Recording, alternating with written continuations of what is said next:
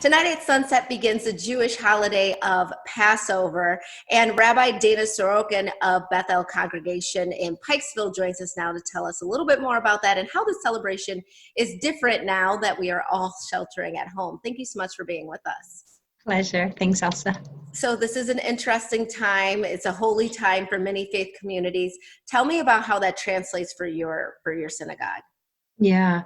So I feel like within Jewish communities all over the world, we're really trying to figure out how to keep people connected to the holiday, how to keep them to Shabbat, how to keep them connected to their faith and to God, even in this sort of unusual and unprecedented time. So we're doing a lot of things virtually now and hoping that people still feel connected to community and God and feel less alone, through Absolutely. technologies out there.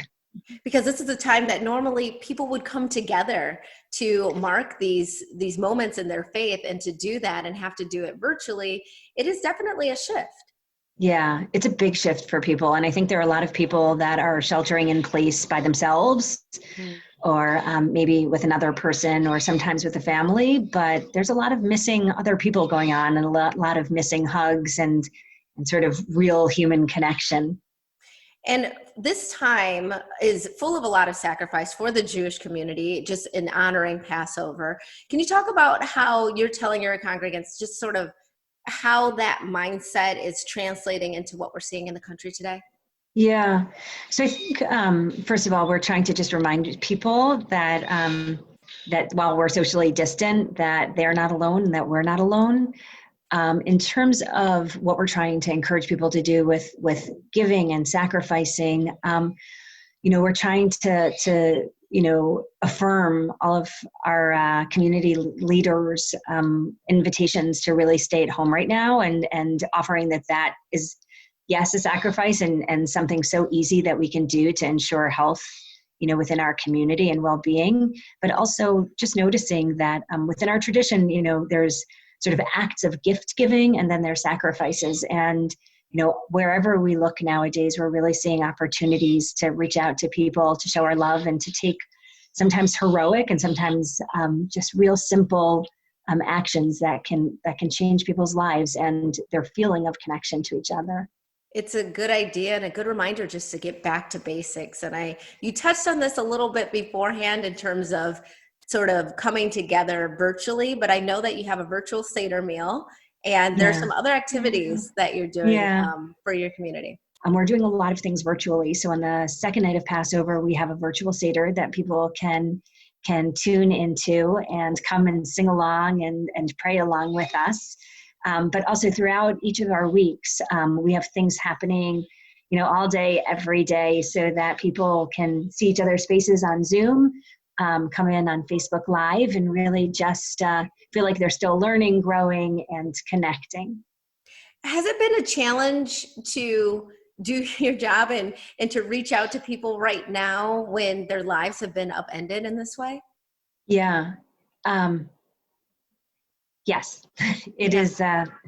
It's a scary time. I think for all faith communities right now, there's a sense of our holidays being a source of hope, and a source of light in the despair and the darkness. But I think just right now, especially in Baltimore, we're feeling, like we're in anticipation that big things are happening all over the world, and please God, we're still praying for the miracle that this entire pandemic will sort of pass us by and leave